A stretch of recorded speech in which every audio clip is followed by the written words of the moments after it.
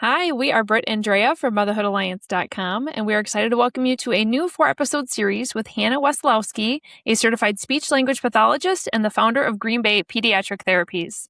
As a speech therapist, Hannah specializes in articulation and speech sound production, language development, autism support, and social skills, helping children build the communication tools they need to confidently navigate the world around them.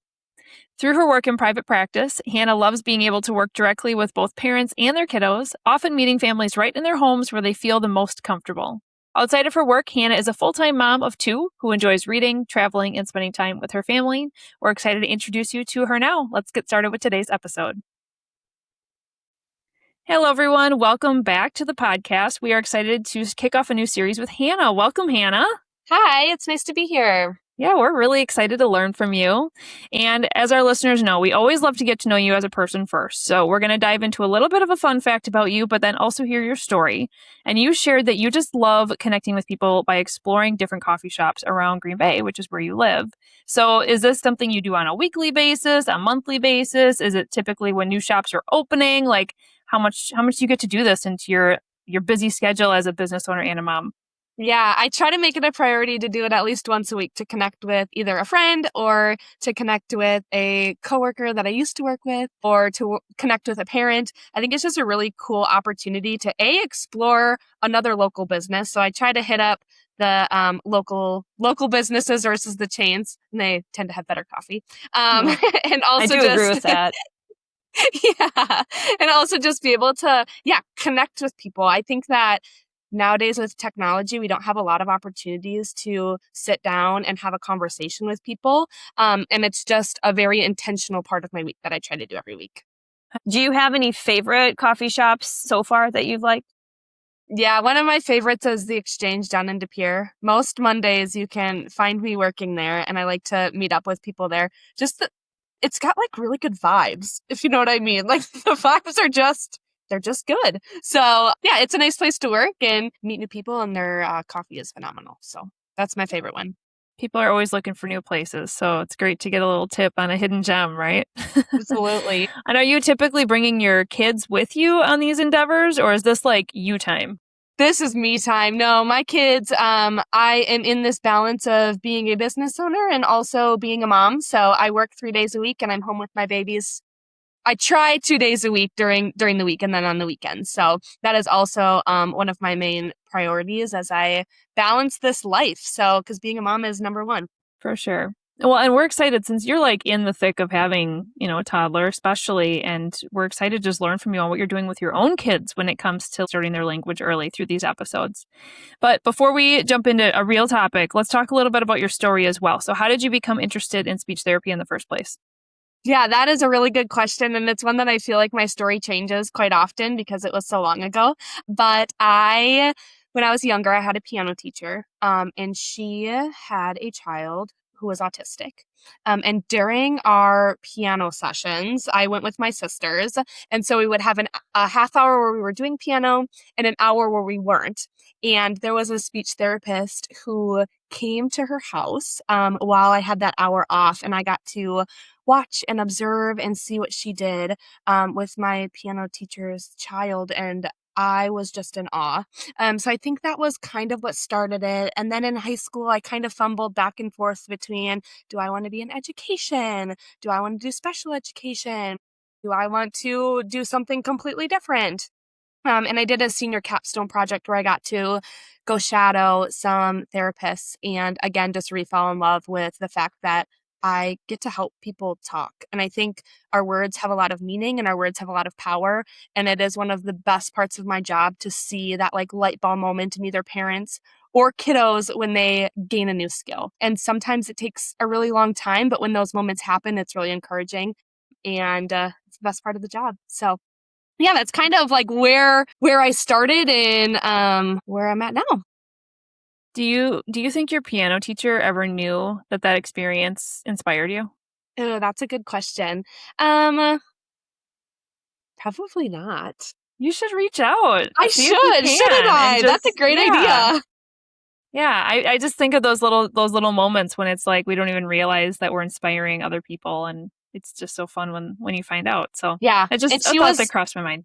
Yeah, and she was one of those like rock star moms who just seemed to master being a mom, you know? She had a kiddo who had pretty profound autism and had some really difficult and challenging times in his life, and she just rocked it. So it was really inspiring. That's so cool. And not only are you a speech therapist, but you also do work with kids with that similar diagnosis. So that's pretty cool. All Absolutely. right, well let's dive into speech language pathology. Can you kind of give us a high-level definition of what it is, what you do, and who you serve? Yeah. So speech and language pathology, I think a lot of times when people hear like, oh, my kid goes to speech or my kid needs speech, we think of they have an articulation disorder or they aren't saying all of their speech sounds, which we do way more than just articulation and speech sounds. So we do help with speech and intelligibility. And if your kid isn't able to produce certain sounds, we work on that. But we also do language. And language is two parts. So there's the understanding of language, and there's also expressive language, which is the words that we say. We do social communication. So social communication is just how we interact with one another in the world. And there's a whole language behind social communication that some people pick up on and can master easily just by interacting with people. And other individuals, it's very hard to pick up on that language. And so we do a lot of direct teaching with social communication in teaching how the world interacts with one another. And then we also do feeding therapy. So this is a whole world that I am not an expert in by any means. It is not my specialty, but there are some great therapists out there who do feeding therapy as well. Okay. That's really helpful to kind of get a high level overview. And I appreciate when you find a niche that you do want to become an expert in, right? Because we can't all be experts in, like physical therapy or speech therapy or other things like that. Like if you really niche down and you know which population you love and you work with the most, that's great because then for those who need feeding therapy, you can direct them to somebody else. So I appreciate that transparency and I love it when businesses niche down. It just helps parents feel so just like they're in a really good spot with the person they're working with if that's what they specialize in. Absolutely. And our field is just so wide in all of the things that we work on. We can work on virtually anything that deals with communications. It is beneficial to study down and to gain more knowledge and information on just one specific area, though we are generalists and can do it all. So what age range do you work with in general? And then what age range do speech language pathologists work with overall? Yeah. So, for me, my practice, I cover kiddos who are around age 3, up until 18. So really that, like middle pediatric. 3 is pretty young, but middle pediatric, and then those high schoolers as well, all the way up through high school. However, speech therapists, we work birth all the way up until death. So that's one of the other cool things about our field is we cover the whole spectrum because we're always communicating. And communication and feeding starts day one, and it ends on your last day. And so we cover the whole spectrum. So there are pediatric therapists, there are adult therapists, there are therapists that do it all. There are therapists that just focus on babies. It's kind of like a wide spectrum in our field. For sure.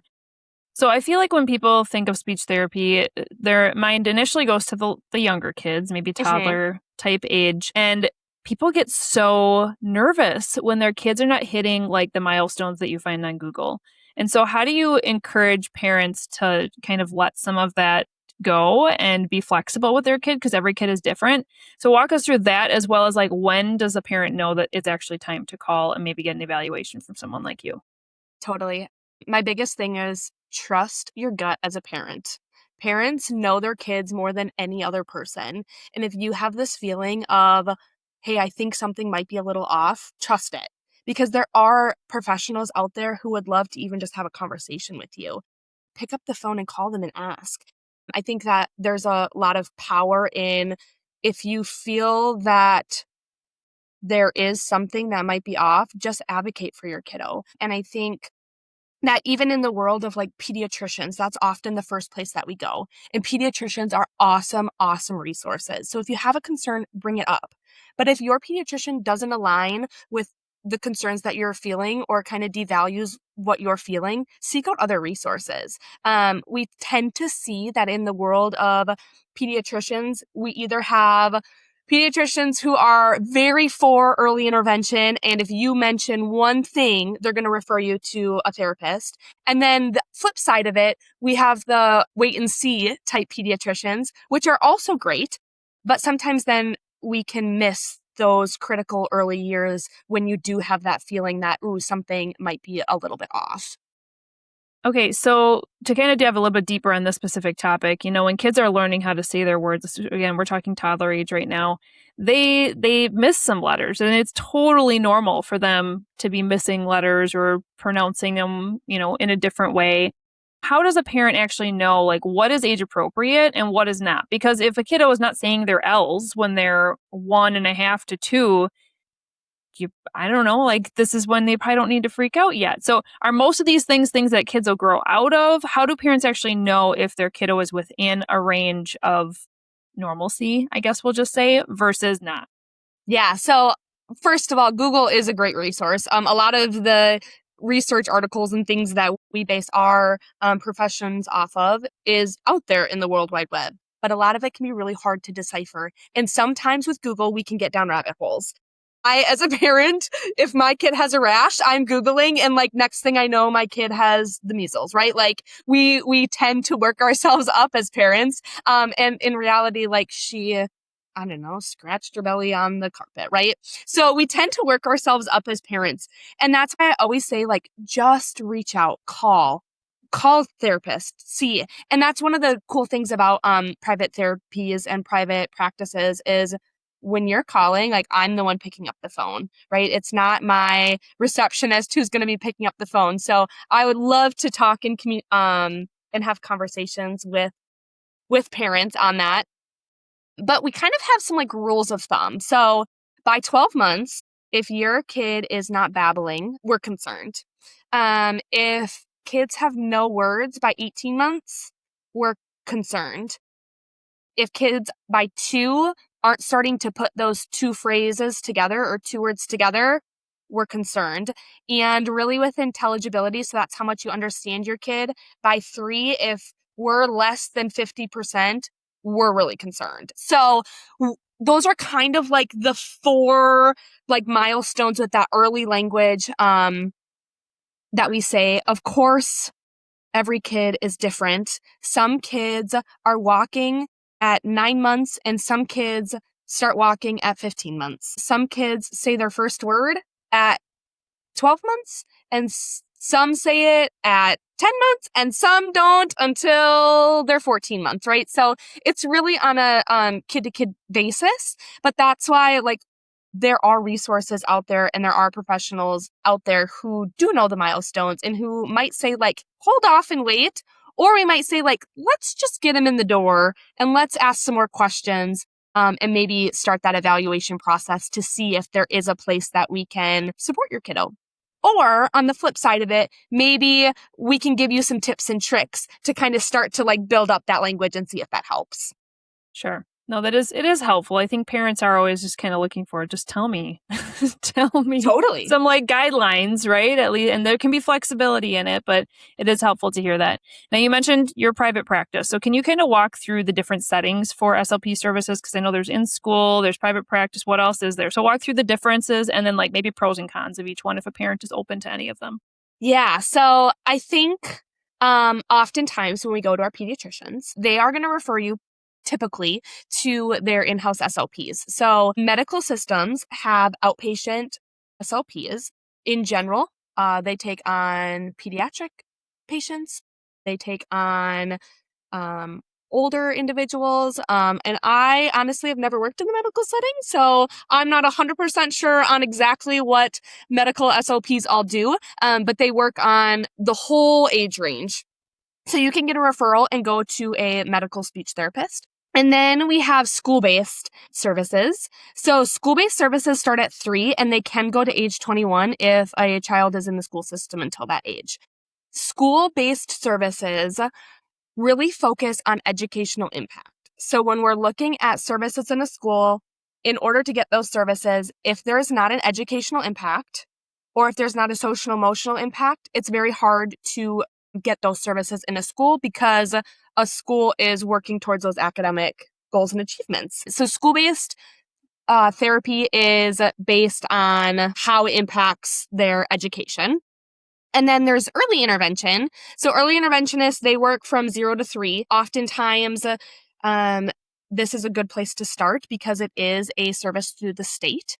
And so a lot of times it is state funded.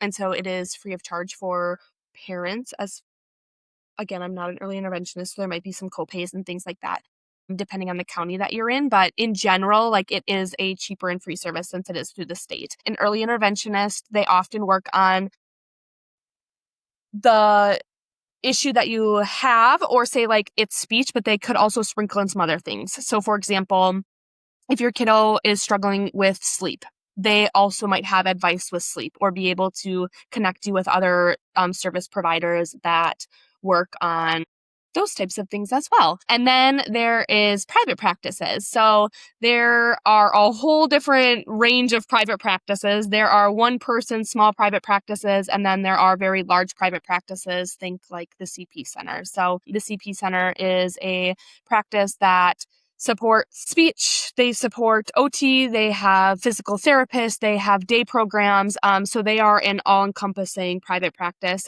They take on insurances. And then there are small private practices that are could either be private pay or take on insurances. But it really just depends on, what you're looking for. Okay. Now, what would be some benefits of the private pay portion? Because I think people are starting to be more open-minded to that. As much as people are still like, oh, I have insurance, I want to use it. We're also seeing a lot of handcuffing with Absolutely. insurance. And so from your experience, what are some of the differences that you can have with private pay? Yeah, so I am a private pay practice, so we don't take insurance. One of the biggest benefits that I see with private pay practices are if a parent has a concern, like my kid is not doing XYZ, like I really just want them to XYZ. Let's work on it. I can work on whatever I want, whenever I want, as long as it's in my scope. And that is kind of one of the things that's really empowering is if a parent is really having a difficult time transitioning from one activity to the next during their day. Like, let's strategize together and figure out how I can support you in this way. My kiddo is intelligible, 100% intelligible, but their R is off, right? They can't say their R sound, and it just sounds a little funny. And they're 8 years old, and it's starting to impact them socially. Well, insurance might not cover that because on every standardization and every standardized test, they're coming out in that average range. But there's this social emotional impact, right? And so let's start working on that one sound that is starting to have that impact. So we can kind of just work on looking at what the child needs instead of what we need to work on in order to qualify for insurance. And that is really the biggest difference that we see in private pay practices versus insurance practices. Well, it's really helpful. And I really like that example because it's allowing parents who have concerns to not be restricted, right? Absolutely. I know for my son, we've actually just noticed, he's 10 years old. We just noticed that he does this like f sound instead of a th sound. So anything, that sort of thing. So this is making me be like, I really think I need to get him to see somebody like you because it's just that one thing. He's average and he's, he does the thing. So I don't think insurance would take that. But I guess so let's say I called you and I said, this is an issue we're having or seeing, and I think that we need to have you come see him. How would you make this like a fun sort of like therapy session? Cause he may or may not have a good attitude about therapy. Like he should. It's not a bad thing to do this. Obviously it's a good thing, but he might just want to know that this is going to be fun. And how do you make that a fun thing for him or for any kids? Yeah, that's a great question. So I am a play-based therapist. So my goal is I want to first have a rapport with my clients. I want to connect with them because if I'm not connecting with them, usually we're butting heads, right? Because I'm trying to get them to do something. So my main goal when I am in a therapy session and starting out with a new client is to make sure that we are connected. What are your favorite interests? What do you love to do? For a 10-year-old, maybe it's kicking a ball in the yard. Great. Let's go outside and let's kick the ball in the yard, and we'll practice saying a word every time we kick that ball. For a little kid, it might be playing with Play-Doh. Like, how can we play with Play-Doh? And I'm going to incorporate our goals into that activity.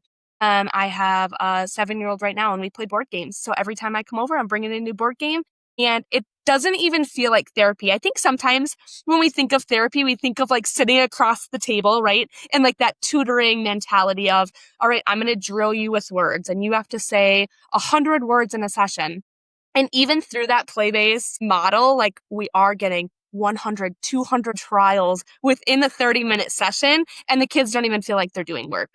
It feels like we're playing. And so it really starts with like, what is a kid interested in doing? And how then can I incorporate the goals into that child's interests? I love that. That would work out really well for him because he is high energy, and that would definitely work. Yeah. And a lot of kids like don't want to be sitting at a table, especially at those younger ages, or kids are in school all day long, sitting at tables all day long. The last thing that they want is to come home from school and sit at a table and have somebody else tell them what to do when they've been told what to do for 8 hours a day. So yeah, I also think about those younger kids that are shy. You know, there's somebody new come by them and they're just like, so this is where I'm envisioning you coming into their home, into a space that they are comfortable with, maybe bringing a couple new toys or using the toys that they're already using versus going into like more of a clinic type building is going to have a very different effect on how the child is responding, I would imagine. Totally. Yeah, there's definitely pros and cons to each setting. In a home, sometimes it can be harder to like control that therapy session because we have access to our home and we're comfortable, right? But also we are playing with the toys that we play with. We can model with parents with toys that kids already have. We can show them how to do therapy within their everyday lives. Versus in a clinic, it can be a little bit more structured. There's benefits for a clinic as well for some kiddos, those kiddos who struggle focusing. There's kind of pros and cons to each one of those as well. Yeah. Well, I love what you're doing, and I think it's important to have smaller businesses like you that are flexible with their schedules and will go to people's homes or, meet them somewhere if it fits better for them, and the private pay allows more flexibility. So I love what you're doing. And I do want to mention to our listeners that Hannah does do a free consult. So if you're wondering, it's just give her a call and she'll walk you through if she thinks speech therapy is appropriate or not, right?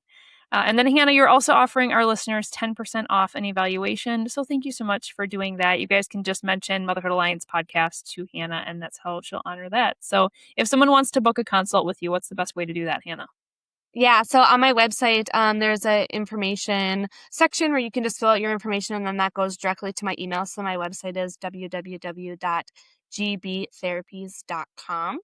Otherwise, you can send me an email. That is hannah@gbtherapies.com. Perfect. And what is your radius that you'll go?